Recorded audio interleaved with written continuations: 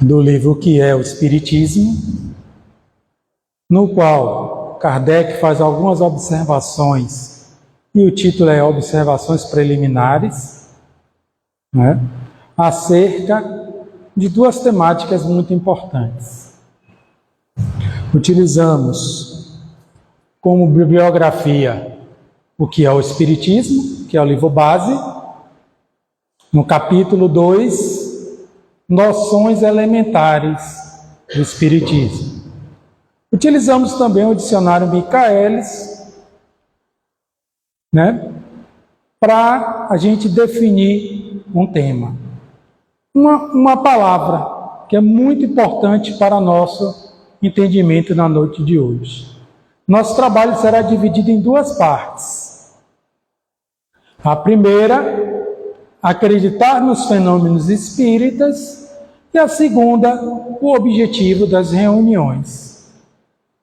Mas, ponto importante, o que é acreditar?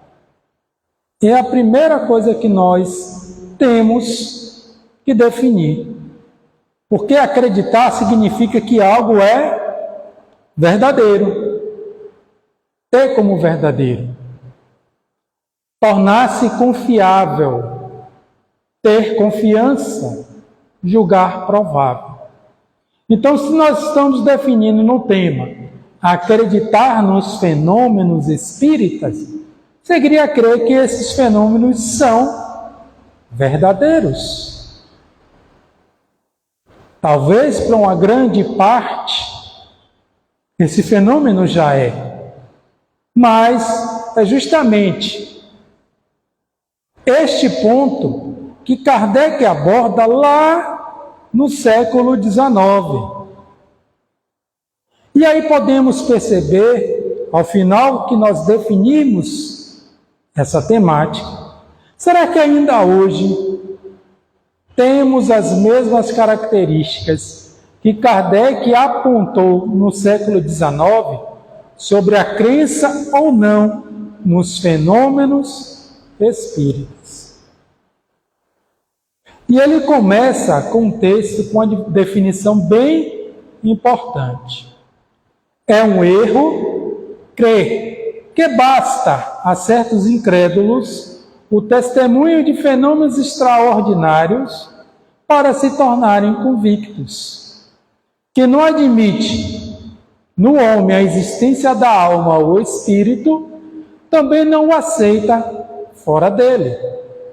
Portanto, negando a causa, nega implicitamente os efeitos.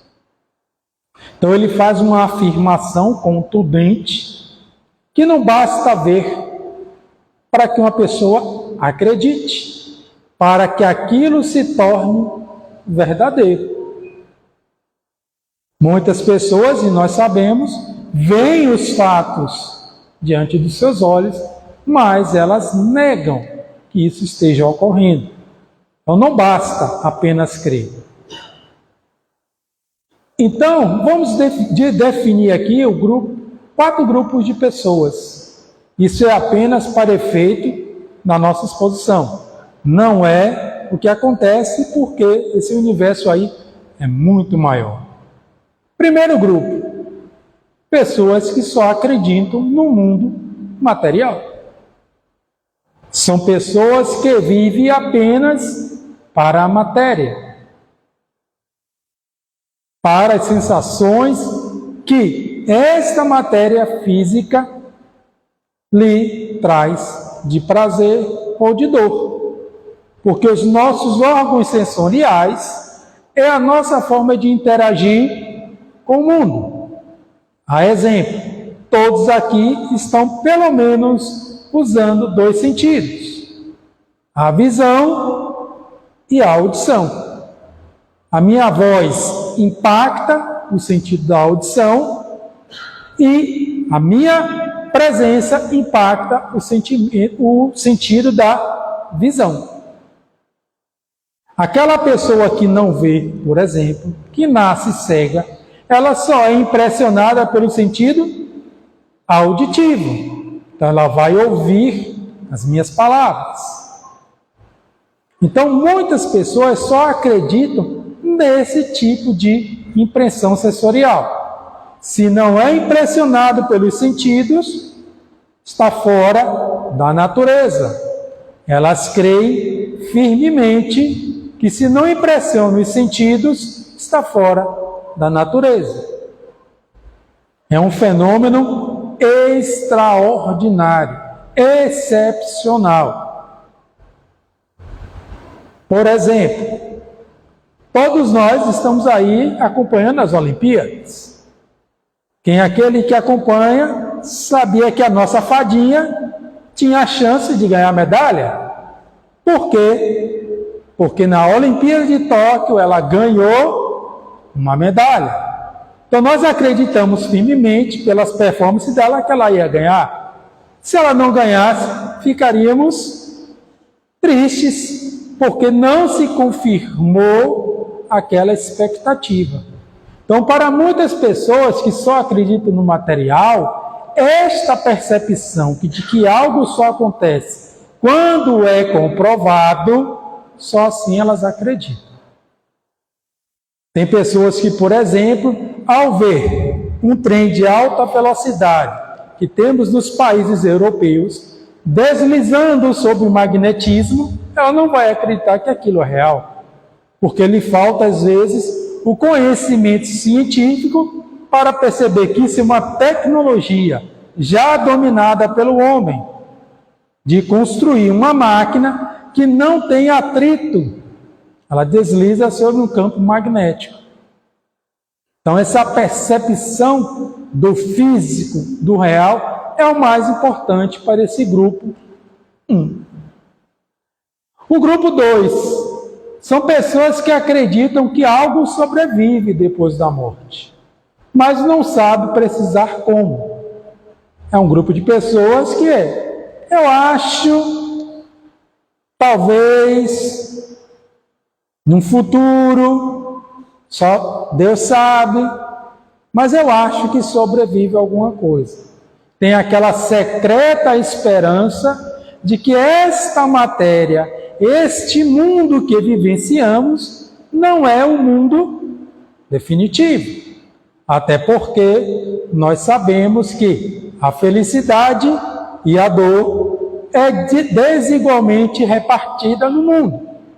Temos mais dores e sofrimentos do que felicidade.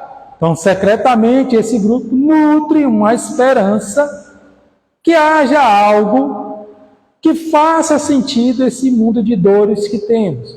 Mas, mais uma vez, lhe falta o conhecimento de como isso se processa. E duvidam muito mais de que isso aconteça do que, de fato, tenha a certeza absoluta que existe algo além da matéria. Então, para elas, os fenômenos espíritas são algo inexplicável, que pode ou não ser realidade. A primeira descarta completamente, porque para ela só a matéria importa. O terceiro grupo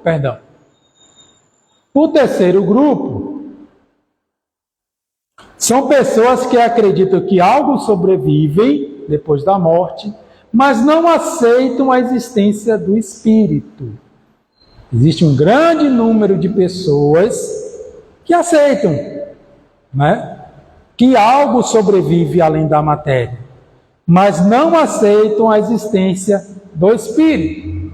Isso notadamente em grupos religiosos, onde esse conhecimento é mais disseminado, que morreu, você vai ficar por um tempo em hibernação ou dormindo, e um belo dia você será acordado, julgado, irá para o céu, para o inferno ou para o purgatório.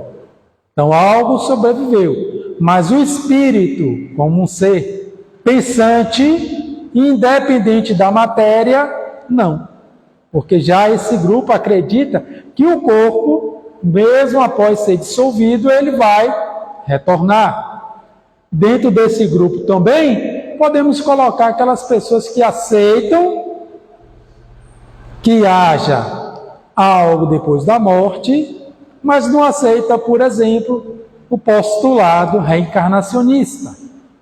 Ela não quer retornar. Então, eu aceito que existe espírito, tá, mas eu morrer, eu vou ficar por lá. Não vou retornar para o corpo físico. E o último grupo, talvez seja o menor de todos, é aquelas pessoas que já aceitam a sua existência como espiritual. Isso aí tem toda uma diferença. Não é que eu não aceite nos outros, mas eu já aceito que a minha existência é espiritual. Isso faz uma grande diferença. Porque se eu acredito que eu sou espírito, os fenômenos espíritas, consequentemente, é algo natural, comum. Não é verdade? Então, se eu me reconheço como tal, os fenômenos também devem ser algo natural. E este grupo aqui deve ser o menor de todos. Porque durante milênios da nossa existência, fomos trabalhados apenas nesses 3 grupos iniciais. Muitas das nossas descrenças são milenares. Não são só de hoje, no mundo em que vivemos. Muitas vezes já trazemos essa descrença de outras vivências. Então chega nesse presente momento, podemos expressá-las com mais naturalidade. A exemplo, na Idade Média, se a gente dissesse alguma coisa fora do que a igreja dizia, éramos taxados como hereges. A gente não tinha voz. Aquele que dissesse que não acreditava, que não fosse à missa, ele era perseguido. Então hoje, século 21, nós temos uma liberdade muito maior de expressar a nossa religião ou não religião, as nossas crenças ou não, diferentemente de algum tempo atrás. E ele continua. Os contraditores se apresentam quase sempre com uma ideia pré-concebida, que os desvia de uma observação séria e imparcial. Levantam questões e objeções a que é impossível responder-se, logo, de modo completo, porque seria preciso fazer-se para cada um curso, retomando as coisas desde um princípio. Ora, determinados questionamentos que nós temos envolvem não só a minha existência como um todo, mas as questões filosóficas profundas da vida humana. A doutrina espírita, ela tem uma visão mais ampla, porque ela aborda filosofia, moralidade e a ciência. Ela tem um livro dedicado inteiramente ao aspecto filosófico. Alguém saberia me dizer que livro é esse? Que aborda o aspecto filosófico da doutrina espírita? Alguém saberia me dizer? Todo mundo tímido. O Livro dos Espíritos. O Livro dos Espíritos é o livro que aborda o aspecto filosófico da doutrina. É todo um livro analisando aquela filosofia que a doutrina traz. Quem sou, de onde vim, para onde vou, qual o meu propósito no planeta, quanto tempo eu ficarei aqui. Está tudo nos postulados do Livro dos Espíritos. Começando no que é Deus, passando por vários assuntos e termina com penas e gozos atuais e penas e gozos futuros. Então, o Livro dos Espíritos, ele traz um livro especificamente para debater a filosofia. Então, ela não é uma unidade, ela é uma tripla unidade. Então, traz diversos conhecimentos para nós. E aí vamos cair num velho conflito entre o concreto e o abstrato. Na eterna dualidade, eu sou matéria, eu sou espírito. Como devo me comportar, como eu devo atuar no mundo? Porque estamos constantemente presos nessa dualidade. O concreto é o corpo físico que estamos habitando. O abstrato é quem eu sou de fato. Eu não sou o meu corpo. Meu corpo é apenas a minha vestimenta. É a forma que eu tenho de me apresentar no mundo físico. Mas eu sou independente deste corpo. Eu penso, eu sinto. Meu corpo apenas manifesta aquilo que eu desejo. Ah, Paulo, mas eu não consigo pensar assim a todo tempo. Verdade? Nós ainda não conseguimos pensar assim 100% do tempo. Porque se já pensássemos assim, não estaríamos em um mundo de provas e expiações. Já teríamos dado um passo na evolução, porque a gente já se veria 100% como espírito, como ser espiritual encarnado em um corpo físico. A gente ainda vive esta dualidade. E na questão das provas que ele aborda, nas questões mais difíceis que ele coloca, e que seria difícil de responder, há perguntinhas que nós ouvimos sempre. Por que quem morreu não voltou para dizer? Para contar do que viu lá? Por que eu não vejo? Nós aqui que somos espíritas, mais atuantes ou menos, já ouvimos familiares, amigos, fazer perguntas desse jeito. Onde estão meus familiares que já desencarnaram, que já morreram? Por que eu não consigo falar com eles? E por que eles não voltaram para me relatar? São questões extremamente simples, pergunta simples, mas de uma resposta extremamente complexa. Porque não depende só da vontade de quem está perguntando, nem de quem está lá para voltar para responder. Existe um abismo a ser transposto. E a doutrina espírita, ela não tem por objeto nos convencer apenas com respostas simples. A doutrina espírita não vai trazer para nós respostas mastigadas. Eu vim aqui no centro, perguntei ao espírito, ele me deu a resposta, resolvi minha vida. Negativo. O que o espírito vai lhe dar vai ser elementos para que você reflita. As respostas terão que ser construídas por nós, porque isso é que faz parte do crescimento individual de cada ser.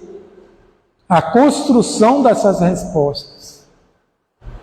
Às vezes fazemos perguntas que vai levar 10, 15, 20, 30 anos para serem respondidas. Porque também é respeitado o nosso momento evolutivo.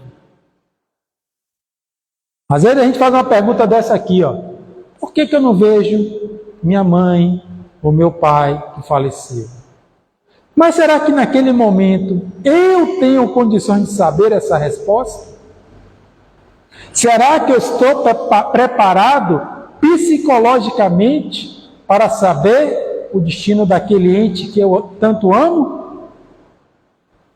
Então Deus opera no sentido de que precisamos, primeiro, amadurecer para depois obter as respostas. E ela vai fazer sentido no momento certo.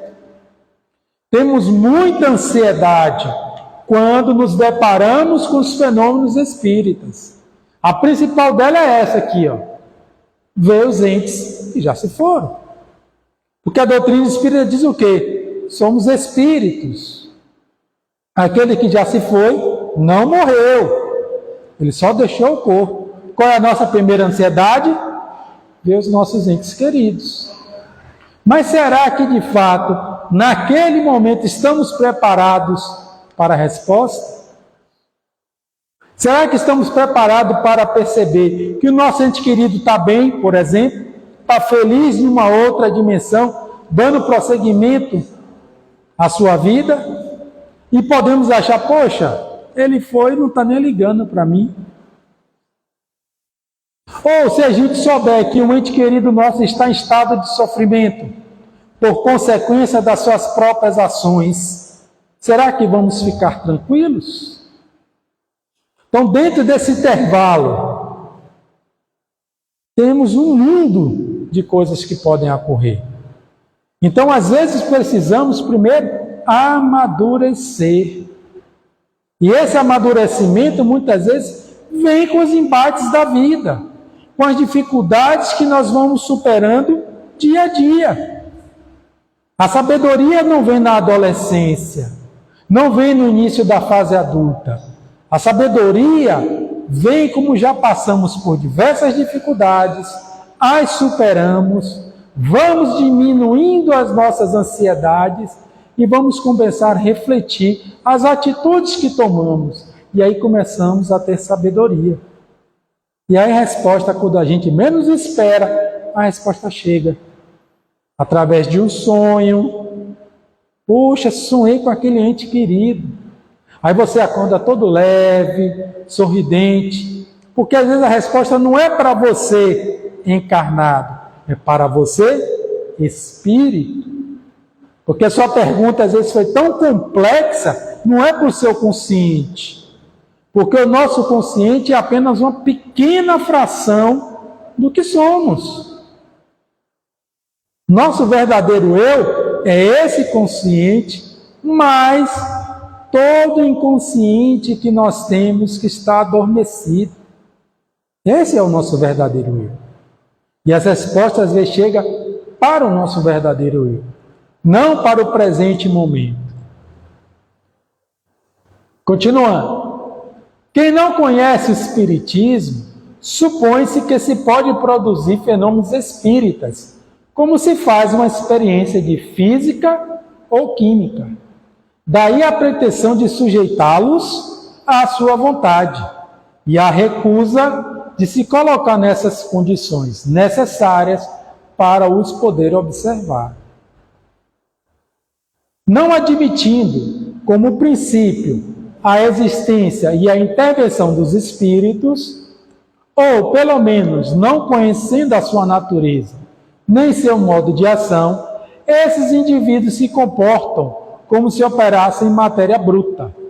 E desde que não obtenham o que pedem, concluem que não há espírito. Então, o que acontece? Desconhecimento de como funciona a mediunidade, o fenômeno mediúnico. Acha, tá bom, você está dizendo que espírito existe, chama um aí, conversar com ele. Como se fosse fácil. Uma prova de química, você tem os instrumentos, você pode fazer um ensaio. Uma prova de física, também, você pode fazer um ensaio. Mas em relação à ciência da doutrina espírita, não funciona dessa forma. Enquanto a física e a química operam sob leis do mundo físico, a doutrina espírita, no seu aspecto científico, opera com leis do mundo espiritual. Porque esses mundos se interconectam, se sobrepõem. A exemplo, estamos aqui em um salão. Aparentemente, superficialmente, só há encarnados aqui. Mas nós sabemos, e aí vem o acreditar, que existe um duplo desse salão no mundo espiritual. Existe um salão espiritual que é maior do que esse. E a presença dos espíritos é maior do que a dos encarnados. Mas como essa outra dimensão não impressiona os nossos sentidos físicos, nós não os vemos nem os sentimos. Mas, se existirem médiuns que têm a característica e a capacidade dos seus sentidos serem impressionados, eles podem sentir, ouvir e vê-los. Porque são mundos de dimensões diferentes. Então precisamos ter uma habilidade diferente para que os nossos sentidos sejam impressionados por este outro mundo. Vou dar um exemplo bem palpável, né? Todos nós aí acompanhamos vários filmes de heróis, né? Da Marvel, não é verdade? Foi um boom aí. Na Marvel não existia vários universos, que ele chama de multiverso. Tem um multiverso que tem uns heróis, no outro multiverso tem outros heróis. Vamos dizer que um desses universos é o mundo físico e o outro é do mundo espiritual. No último filme do Homem-Aranha, o que foi que aconteceu? Foi aberto um portal em que o Homem-Aranha de uma realidade veio e se juntou 3 Homem-Aranhas de realidades diferentes.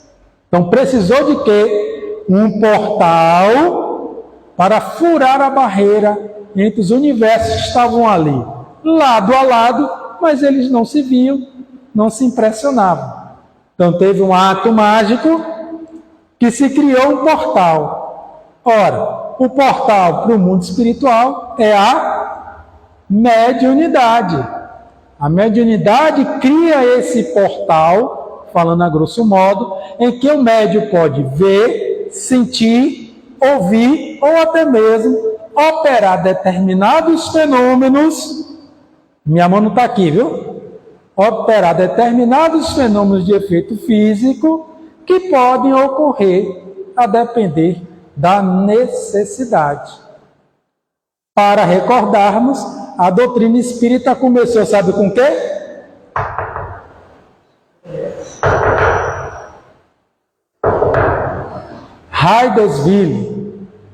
Hydesville é considerado o marco zero da doutrina, que em uma casa, no interior dos Estados Unidos, uma família ficava ouvindo nas paredes.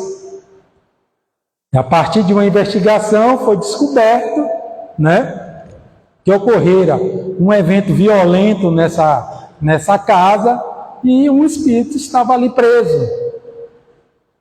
É considerado o marco zero. E depois veio o quê? As mesas falantes. Ou, a Paris novamente, sacudiu Paris no século XX, precisava investigar. E a partir daí ele foi estabelecidos os postulados da doutrina espírita. Então esse desconhecimento das leis que regem o intercâmbio entre o mundo físico e o mundo espiritual faz com que muitas pessoas não acreditem que os fenômenos espíritas aconteçam. Quem aqui assistiu o filme Chico Xavier?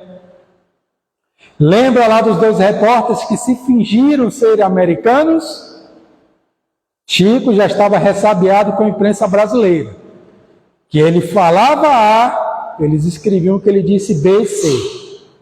Então ele já estava naquele processo de não atender mais a imprensa brasileira, pela distorção das suas palavras. Então 2 repórteres da revista O Cruzeiro, que era muito famosa, se passando por americanos, entrevistaram o Chico. Ao final dessa entrevista, Chico presenteou cada um com um livro, acho que foi Parnaso de Além Túmulo, e eles, chegando em São Paulo, se vangloriando que enganaram o Matuto, dizendo que aqueles fenômenos espíritas eram tudo fraude. Quando eles abriram a dedicatória, Emmanuel assinou, usando os seus nomes brasileiros, para trazer para aqueles espíritos, olha, você acha que descobriu uma fraude, mas na verdade descobrimos a sua. Foi o que Emmanuel quis dizer para eles, pois eles estavam se passando por quem eles não eram. Então, esse desconhecimento de como a mediunidade funciona responde por grande parte da incredulidade, porque não podemos produzir fenômenos ao nosso bel prazer. O fenômeno vem de lá do mundo espiritual para cá. E outro ponto importante, qual o objetivo desse fenômeno espírita? Apenas a saciar nossa curiosidade? Ou estamos procurando algo a mais?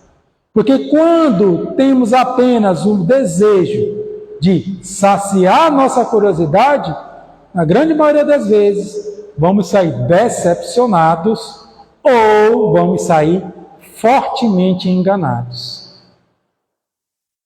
Vamos sair enganados. Seja por falsos médios, que vão se aproveitar da sua ingenuidade e sua vontade de acreditar, para oferir alguma vantagem, seja psicológica, de poder sobre você, ou monetária financeira. Então temos que refletir o que nós queremos do fenômeno espírita. Alguma dúvida aí, gente? Podem perguntar. Não esperem eu falar tudo não. Vamos perguntar, vamos interagir. Colocando-se em um ponto de vista diferente, compreender-se-á que não sendo os espíritos, mas qual? Da alma dos homens, todos nós, depois da morte, seremos espíritos.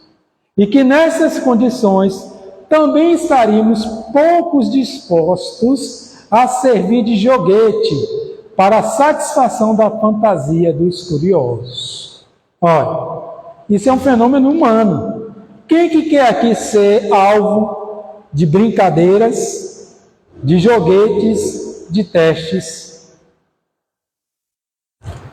Exemplo, a gente chega no local, a gente conta um fato que aconteceu conosco, vamos gostar de alguém estar toda hora nos questionando? Duvidando da nossa palavra ou da nossa narrativa? Vamos nos sentir o quê? Desconfortáveis, no mínimo. No mínimo a gente vai ficar desconfortável. Mas por que você está perguntando isso? Você não está acreditando na minha história? Os espíritos, nada mais, nada menos do que são nós. Os espíritos somos nós. Da mesma forma que eu não quero ser posto à prova por aquilo que eu estou falando, quando estivermos fora do corpo, também não vamos querer. Ainda mais que será necessário romper dimensões. Pense aí. Aqui eu estou cara a cara com vocês. Vocês podem estar duvidando de mim. Agora imagine, o espírito está em uma outra dimensão. Ter o trabalho de romper as barreiras que separam o físico do espiritual. Achar um médio compatível para virar brinquedo. Olha que coisa legal. Será que ele vai gostar? Depois de tantos obstáculos a serem superados, ele vai querer virar brinquedo? Um joguete? Ou uma desconfiança? Eu acho bem difícil. Porque se nós não gostamos, por que quando fora do corpo vamos gostar? Nós não mudaremos, não nos tornaremos anjos, não nos tornaremos espíritos de sabedoria apenas porque perdemos o corpo. Vamos continuar exatamente quem somos. A evolução não dá saltos. Para um espírito ser evoluído, ele evoluiu também como ser encarnado. Quem você é hoje será quem você vai desencarnar. A diferença vai ser que você não está com o corpo. Mas a sua forma de pensar, a sua forma de sentir, vai continuar a mesma. Seus sentidos talvez se ampliem, mas a gente não adquire imediatamente todas as nossas memórias espirituais. Se isso acontecesse, a gente ia pirar. Pense você receber lá 3.000 anos de vida, vai ficar doido. Tudo vem, aos poucos, à medida que a gente vai evoluindo. E para que eu quero conhecer todas as minhas existências? O que importa é o que eu sou agora. Eu preciso saber o que eu errei para corrigir, preciso saber o que eu acertei para continuar acertando. Mas nós não podemos ficar presos na memória do passado. Então, quem você é hoje será você quando desencarnar. Pense nisso. Quem você quer ser quando desencarnar, comece a trabalhar agora. Diga. Boa.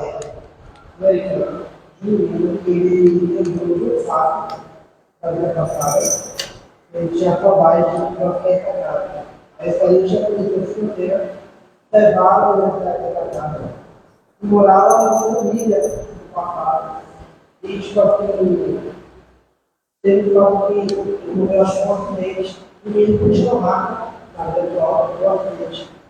Aí porque inclusive é levado, Não. Se eu não me engano, essa história virou um filme. Acho que é Minha Outra Vida.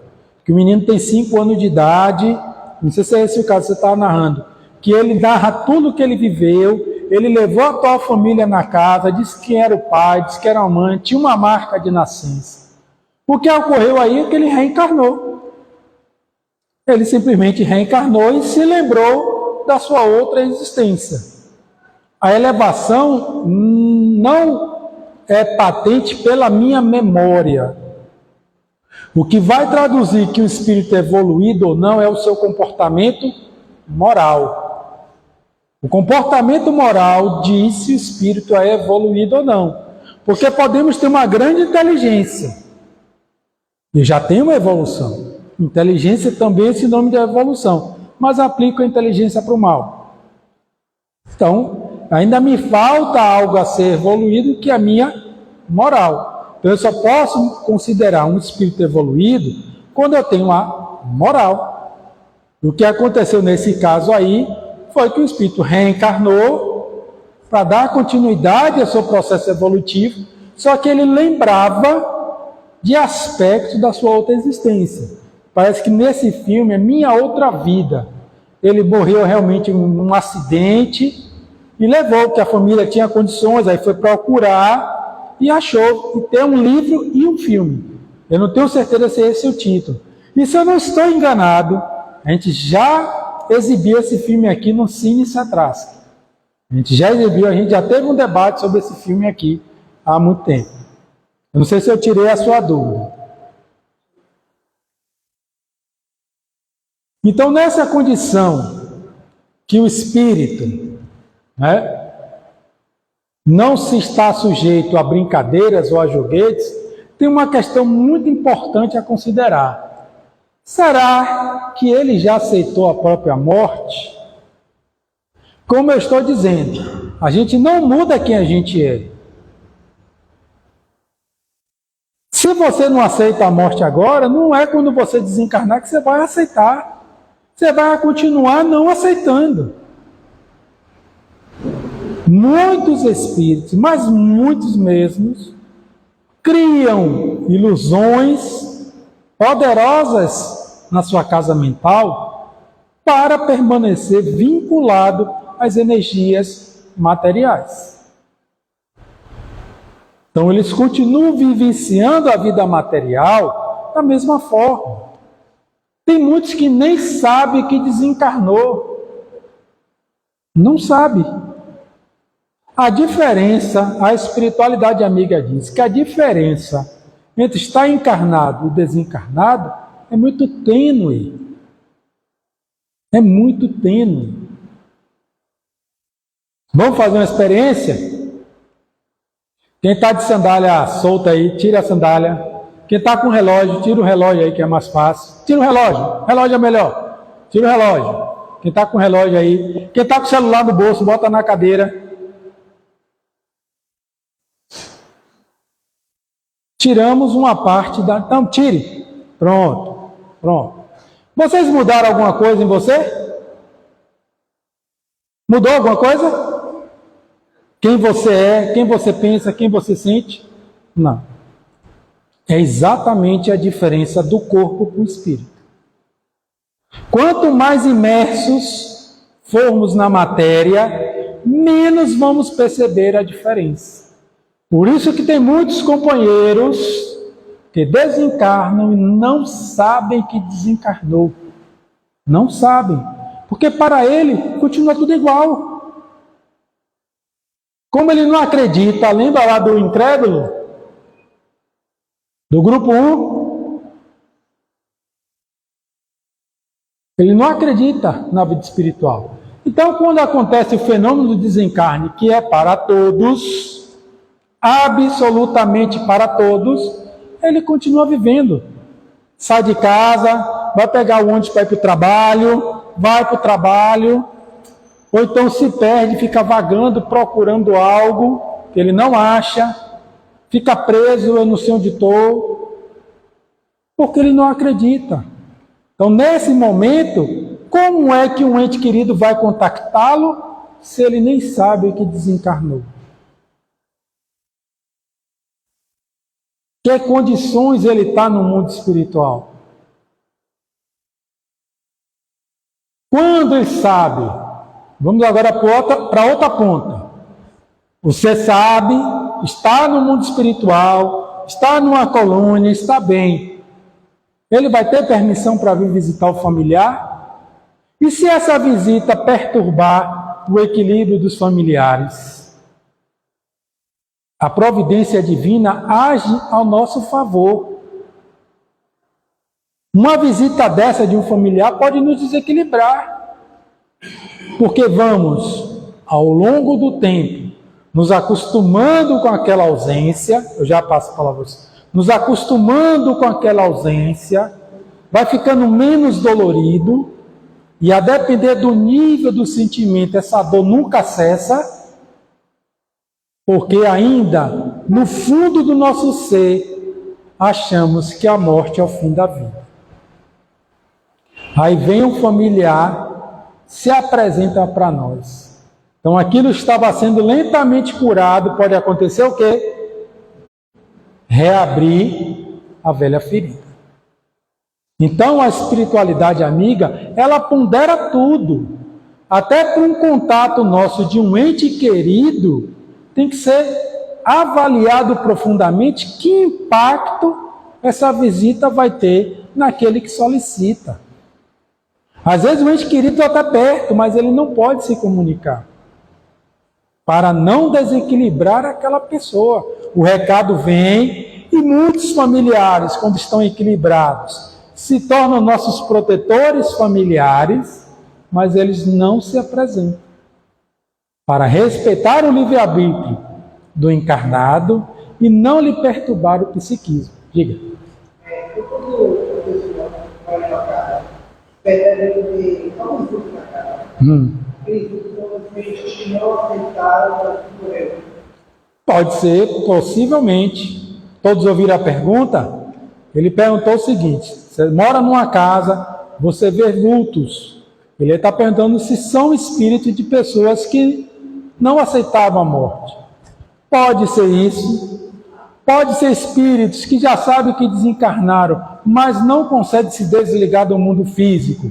E aí procuram algum lugar para se esconder, porque quer continuar a interação com o mundo físico, sorvendo as energias dos encarnados.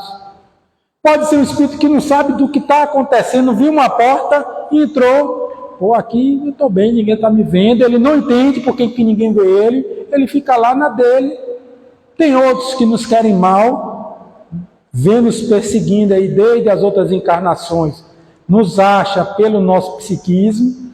Pode ser várias coisas. O ponto é, quando a gente não segue em frente, algo nos segura no mundo físico. Muitas vezes é a própria descrença, a não aceitação do fenômeno natural do desencarne, porque quando somos devolvidos ao mundo espiritual, ao encontro de mim comigo mesmo. E esse encontro é um encontro difícil. Temos uma data marcada conosco. O corpo, ele amortece muitas das nossas necessidades, das nossas questões. O corpo amortece. Mas quando a gente se desencarna, nós vamos ser o nosso juiz, nosso advogado de defesa, o promotor e o júri. Nossa consciência. Mas a crença que nós temos é que sempre tem alguém receber a gente do outro lado? Tá. Temos a crença, a doutrina espírita diz que sim, alguns entes queridos podem ter permissão de nos receber em além-túmulo. Mas nem todos têm essa permissão. Nem todos se comportam na vida tomando atitudes agregadoras, atitudes vinculadas ao bem, ao progresso, ao amor. Nem todos fazem isso. Existe o ditado: quem semeia vento, colhe a tempestade. Mas aí Jesus vem e nos diz: dai a cada um segundo suas obras. Então, para a gente ter essa intercessão, esse auxílio, a gente deve procurar isso na nossa existência. Ter um bom desencarne depende só da gente, não depende do outro. Quantas brigas a gente pode evitar, quantas dissensões a gente pode evitar e a gente não evita. Quantas oportunidades de fazer o bem a gente tem e não faz. Porque ainda somos muito egoístas. Somos muito vaidosos. De fato, somos assim ainda. Então, muitas vezes, nós não construímos essa relação de amizade, essa conquista de que quando a gente desencarne, um ente querido venha, ou um amigo venha nos recepcionar. Muitas vezes a gente desencarna e a gente vai ter que passar a prova que a gente conquistou. Porque o céu e o inferno estão na nossa consciência. Diga. Eu gostaria de concluir. Quando eu fiz uma palestra, uma doutrina de sábado, eles falam justamente sobre isso. Às vezes, a gente está tão preso à matéria que a gente não consegue entrar no enxergar essas pessoas que nos acolheram espiritual. Sim. André Luiz é um exemplo. É o livro mais famoso da doutrina espírita. André Luiz desencarnou. Olha como é que funciona a intercessão. André Luiz, para quem lê os livros, ele era uma pessoa difícil. Porque naquela época, ser médico se hoje ainda é um símbolo de status, naquela época era mais ainda.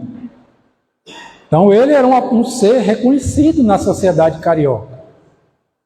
Mas ele atendia de graça. Mas quem marcava as consultas para ele? Era a secretária. Ele não atendia de graça porque ele queria fazer caridade. Era o quê? Filantropia.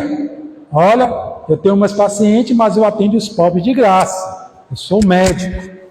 Essa era a intenção dele. Quando ele desencarna, ele foi parar onde? No umbral. Ele foi parar no umbral. 7 anos ele passou lá no umbral. Clarencio, quem o resgatou, estava 7 anos ao lado dele. Não 24 horas, mas estava sempre lá visitá-lo para tentar resgatá-lo. Mas como a nossa irmã falou aqui, ele estava tão preso dentro dele mesmo que ele não conseguia ver. Ele via, no filme mostra claro, ele via as equipes socorristas resgatando pessoas, mas ele nunca se sentiu tentado a ir. Lembra que eu falei que nós somos iguais ao que somos na carne? Ele era orgulhoso, ele era vaidoso, ele não aceitava de forma alguma que ele era chamado de suicida, porque os seus hábitos, que eram hábitos da época, beber, fumar, frequentar prostíbulos, era o que era a sociedade da época. O cabaré, que ele frequentava muito cabaré, apesar do filme passar en passant, né? Mas era o que era o esperado dos homens daquela época. Então ele construiu a prova que ele mesmo teve que passar. Não vai faltar, minha irmã, a assistência dos bons espíritos para todos nós. Todos nós temos um anjo guardião, mas cabe a nós nos conectarmos a ele, não ele se conectar a nós. Isso é uma percepção muito importante. Nós que temos que nos conectar a ele pelo nosso bom proceder, porque senão assim eu posso fazer de tudo aqui, né? Fazer de tudo, na hora de desencarnar, o irmão está lá te esperando, não, vamos embora. Não seria justo para aquele que teve um bom proceder toda a sua vida.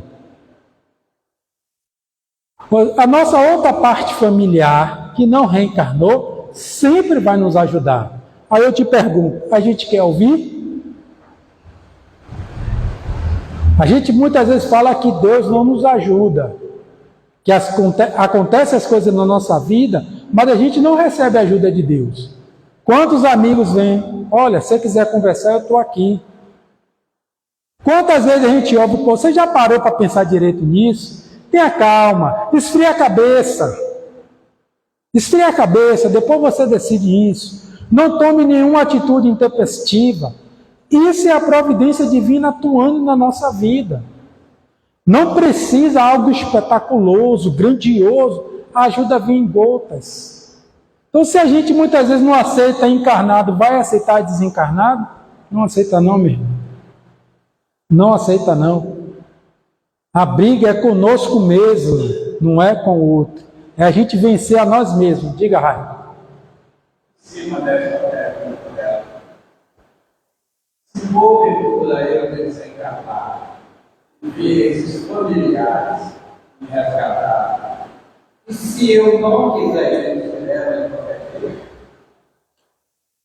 Não. Eles me levam em qualquer jeito? Não, não leva. Às vezes a gente não vai acreditar, a gente está desencarnado e não acredita que morreu, o meu familiar vem, minha mãe, não, minha mãe está morta, eu não estou morta não, e aí ó, pica a mula, fujo, corro, porque se eu não me aceito ainda desencarnado, estou vendo alguém desencarnado, que eu sei que já desencarnou, o que é que eu vou fazer? Fugir, porque nós temos medo do desconhecido. Todos nós temos medo do que aquilo que a gente não conhece. Então, se eu não conheço o mundo espiritual, aparece alguém que eu sei que está desencarnado, eu vou correr. Por exemplo, se materializar um espírito agora aqui, metade aqui sai correndo. Metade aqui sai correndo. O espírito começar a se materializar aqui, ó. Metade aqui sai correndo. Diga, Barriga. Sim.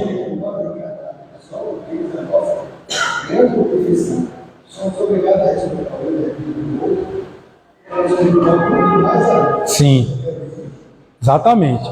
É respeitado o livre-arbítrio. Complementando o que Raimundo falou e Barreto falou, né? Se o ser não quer aceitar o auxílio, ele é deixado. Nosso lar 2, quem assistiu aqui, né? Aquele trabalhador de nosso lar se tornou um espírito vingativo, obsessor.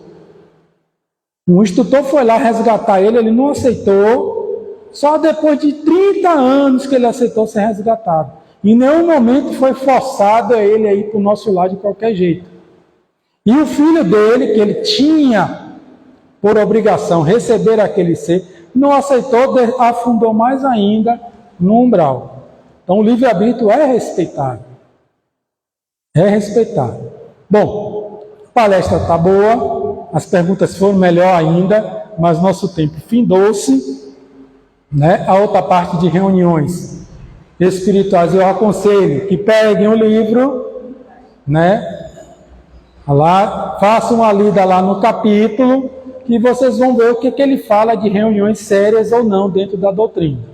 Posso garantir que o objetivo dessa reunião é um objetivo extremamente sério, que é a divulgação da doutrina e o esclarecer de dúvidas que vai trazer reflexões para a gente na nossa vida. Que o nosso Senhor Jesus Cristo nos abençoe.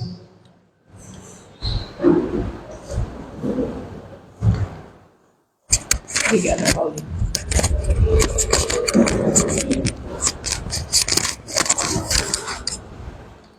Se pudéssemos, levaríamos alguns momentos, né? Alguns minutos, quem sabe até mais algumas horas conversando aqui e ouvindo o Paulinho Luiz trazer esses esclarecimentos. Mas realmente a gente tem que cumprir o horário. Então, o nosso agradecimento ao nosso companheiro, rogando que os Espíritos continuem a inspirá-lo, né?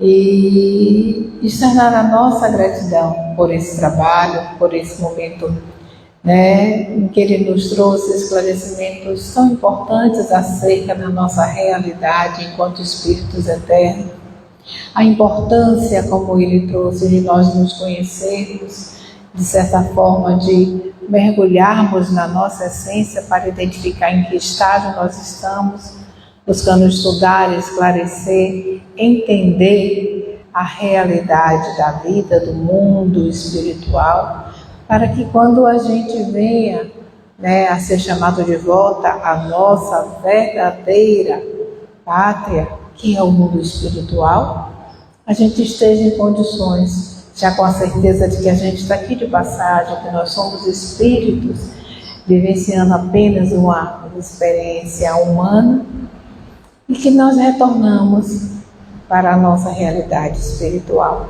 que não deixamos de ser, e que a gente possa ampliar esse nosso olhar e a nossa consciência. De fato, para conseguirmos beber um pouco mais, absorver um pouco mais, é recomendada a leitura do livro que é o Espiritismo, é recomendado a leitura do livro dos Espíritos, para que a gente possa entender mais e quem sabe, com o nosso esforço, com a nossa vontade, com o estudo, a gente consiga, ao retornar para o mundo espiritual, estar numa condição muito melhor do que quando aqui reencarnamos. Lembrando que a nossa casa também proporciona o estudo, o autoconhecimento, às terças-feiras às 19 horas, proporciona o estudo do estudo sistematizado da doutrina espírita. Temos grupos de estudos às terças-feiras às 19 horas, e para o estudo da mediunidade nós temos grupos que se reúnem aos sábados aqui às 8 horas. Então vale a pena buscar estudar, se integrar em algum desses grupos, porque ele ajuda e faculta o entendimento melhor, para que assim a gente possa se esclarecer cada vez mais e melhor. Combinado? Vamos passar para o segundo momento da nossa atividade, convocando os nossos companheiros passistas para o momento do passe. O nosso passe será individual. Então convido vocês, aqueles que irão receber o passe, que elevem os pensamentos, que se mantenham confortáveis, que busquem na absorção das energias desse momento tão importante, o auxílio do seu anjo guardião, o envolvimento das energias benfazejas que irão nos ajudar, agradecendo ao nosso bondoso Pai Criador por nos oportunizar com momentos tão grandiosos e ricos, rogando a Ele sempre força, esclarecimento, coragem, para vencermos a nós mesmos. E que nessa caminhada Ele nos auxilie a dar o nosso melhor sempre, rumo ao nosso processo de evolução espiritual, colocando-nos sempre à disposição para a prática do amor, da caridade, da fraternidade e a solidariedade tão necessária para as nossas vivências em sociedade. Rogar a Ele que continue a iluminar o nosso companheiro Paulo, para que ele esteja sempre envolvido e iluminado pelos companheiros espirituais, e que ele possa sempre ser um multiplicador do mundo espiritual, do processo do esclarecimento a nós, seres encarnados. Rogamos também a caridade do mundo espiritual, o fortalecimento e o conforto àqueles que passam pelo sofrimento. E ao Pai Criador que fortalece os pilares materiais dessa casa, para que ela seja sempre um ponto de acolhimento, de refúgio e de assistência às almas aflitas e sobrecarregadas que necessitarem alentar. Dessa maneira, mestre amigo, com a sua permissão e com a licença dos benfeitores abnegados que dirigem essa casa, nós pedimos a permissão para finalizar a nossa atividade da noite de hoje, com votos de um retorno em paz a todos que aqui se encontram. Que assim seja. Agradecemos aos companheiros que nos acompanham nas redes sociais, a todos vocês que se fizeram presentes, e uma boa noite a todos.